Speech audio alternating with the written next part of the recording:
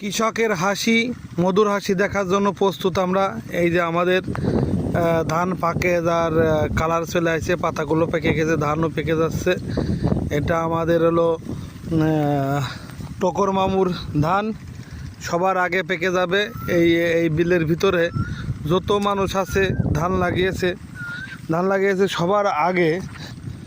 সবার আগে আমার এই টকর মামু ধান কাটবে।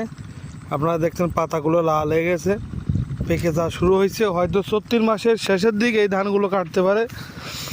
তা কৃষকের এটাই ভালোবাসা, এবং এই ধানের প্রতি যে ভালোবাসা, সবার যে আশা আকাঙ্ক্ষা সব এই ধানের ভিতরে। এই ধানের যদি ক্ষতি হয়ে যায় তাহলে মানুষের বিষ খাইলেও বিষও পানি হয়ে যাবে। এরকম সব টাকা পয়সা সব কিছু এই ধানের ভিতরে ঢেলে দেয় উজাড় করে। তা সবাই ভালো থাকবেন, শেয়ার করবেন, সাবস্ক্রাইব করবেন, অবশ্যই আমার পাশে থাকবেন, ফলো দিবেন। আসসালামু আলাইকুম।